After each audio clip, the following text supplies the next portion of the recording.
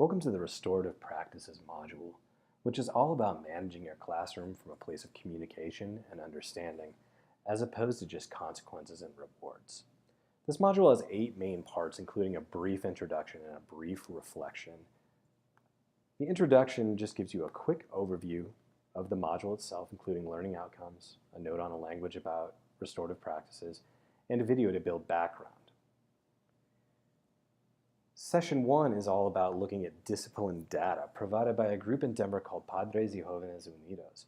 It's a group of parents and community members who serve as sort of a watchdog for school discipline data in Denver and throughout the state of Colorado. You'll notice that you can choose to read the Denver report or the Colorado report. Please choose which is most relevant for your teaching situation. Each session has an activity page. Here you can download a worksheet and complete the worksheet using the readings or the videos that precede it in the session. Once you finish that worksheet, you can upload it here. Moving on to session 2, this is all about the science of restorative practices, and it talks about the way the brain is structured and how restorative practices are best practice for the brain to recognize poor behaviors and make long-lasting changes. Again, you'll head to the activity page, download the worksheet, and upload it to the Dropbox. In session 3, we'll take a high-level view of restorative practices as a whole. Again, you will do a couple readings, you'll look at a video, you'll go to the activity page, and upload that worksheet. In session 4, we'll mine a little bit deeper into restorative conferences. Restorative conferences are best for small groups of students, maybe one-on-one, or a student and a teacher that are having issues. Again, you'll read about what these conferences are, and you'll see some in practice below.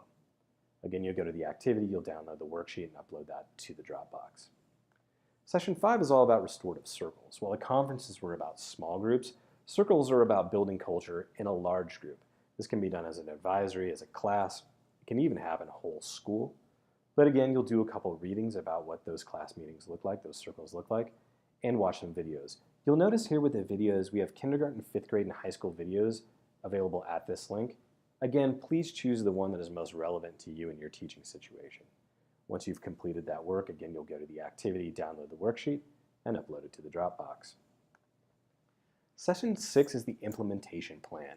This is where we want you to synthesize everything we talked about: the discipline data, the science, restorative practices overview, the conferences, and the circles, to come up with your own understanding of restorative practices and a plan for how you're going to move your classroom to become a more restorative space.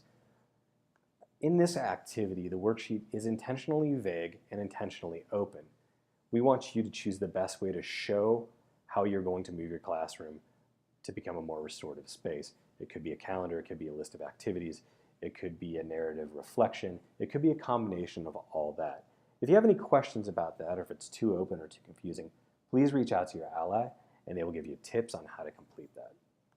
Once you've completed all 6 of those sessions and activities, we also have a teacher quality standards reflection where you'll look at the Colorado teaching standards, identify the ones that were applicable to this module, and reflect on how this work shaped your thinking around those standards.